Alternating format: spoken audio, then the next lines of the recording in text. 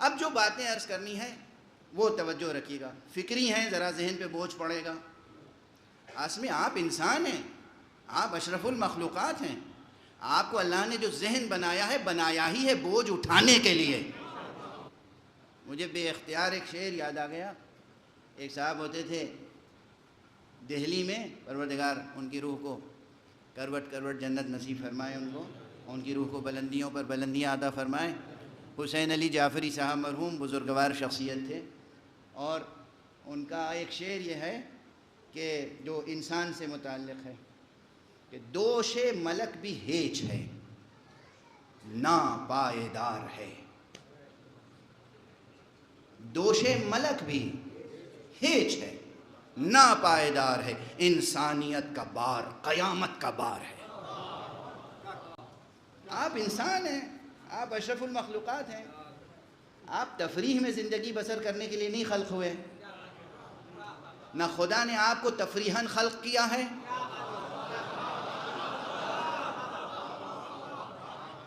خدا نے آپ کو تفریحاً نہیں خلق کیا، اور نہ آپ کو اس لیے خلق کیا کہ آپ زندگی کو تفریحاً گزار دیں۔ بوجھ، ذمہ داریوں کا بوجھ اٹھائیں، اس سفر کو طے کریں جو سفر آپ کے لیے مقدر کیا گیا ہے،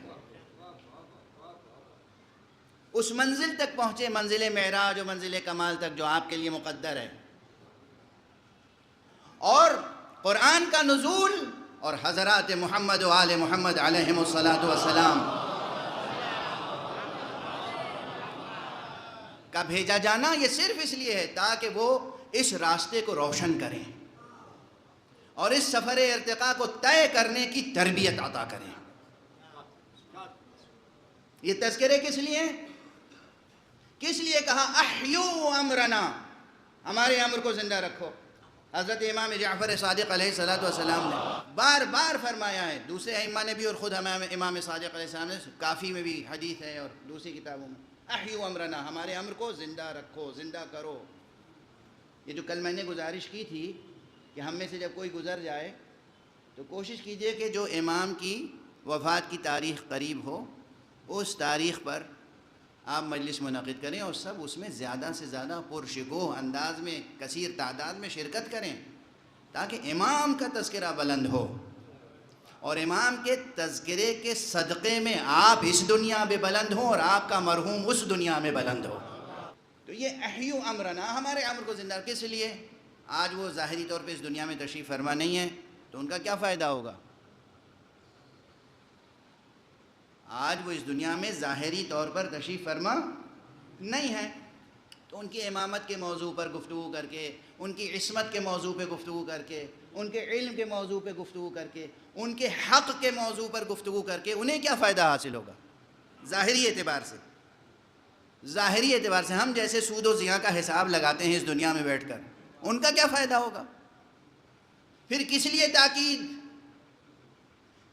تاکید قرآن مجید میں بھی کی گئی کہ ذکر کرو، اور ائمہ نے خود تاکید کی ہمارا ذکر کرو، ہمارا امر زندہ رکھو، اس لیے کہ ان کے ذکر میں، ان کے تذکرے میں، ان کے امر میں تمام عالم انسانیت کے سفر ارتقاء کا نسخہ کیمیا ہے، یہ روشنی ہے، یہ قوت ہے، یہ تاثیر ہے کہ وہ ایک فرد کو بھی اور ایک معاشرے کو بھی اس منزل کمال تک پہنچا سکتا ہے جو اس کے لیے رب نے مقدر کر رکھا ہے۔ لیکن اس سفر کمال میں صرف یہی نہیں ہے کہ بہت عمدہ راستہ ہے، صاف ستھرا، اور آپ عیش و عشرت کے ساتھ، آرام کے ساتھ، رفاہ کے ساتھ، بغیر کسی زحمت اور تکلیف کے چلے جا رہے ہیں، یہ نہیں ممکن ہے۔ اس اسپیس ٹائم کمپلیکس میں، اس خاکنائے دہر میں، اس نیلگوں آسمان کے نیچے، اس خاکی زمین کے اوپر جو ظرف زندگی ہے، یہ ظرف زندگی مشکلوں سے بھرا ہوا ضرور ہے، اور وہ بھی حکمت الہیہ ہے، وہ بھی حکمت الہیہ ہے۔ یہ تذکرہ کیوں کر رہا ہوں؟ یعنی ممبر سے بیٹھ کے صرف یہ کہوں کہ آپ یہ اسم پڑھ لیجئے اور یہ دعا پڑھ لیجئے اور یہ آیت پڑھ لیجئے اور یہ منت مان لیجئے اور پھر کوئی دشواری نہیں ہے، کوئی مشکل نہیں ہے، غور فرما رہے ہیں آپ؟ واضح ہے. لوگ یہ سننا چاہتے ہیں, سنانے والے ایسی باتیں بھی سناتے ہیں, مگر یہ حقیقت امر کے خلاف ہے.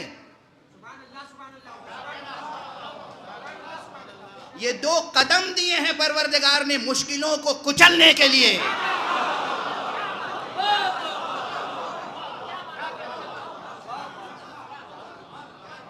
یہ 2 ہاتھ دیے ہیں بلندیوں کی منزلوں کو پکڑنے کے لیے. دنیا میں جتنے حیوان ہیں, جتنے جاندار ہیں, سب کا سر اللہ نے یوں بنایا ہے.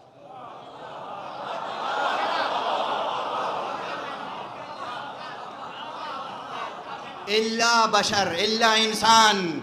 انسان کو ایسا بنایا کہ اس کا سر بلند ہے اور اس کے اوپر آسمان اتنی دور رکھا کہ تم جتنا بلند ہو سکو بلند ہو جاؤ.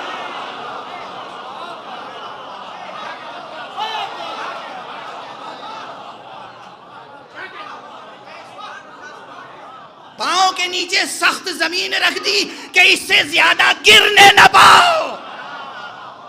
سر کے اوپر آسمان اتنا بلند رکھا کہ جتنا بلند ہو سکو بلند ہو کے دکھاؤ.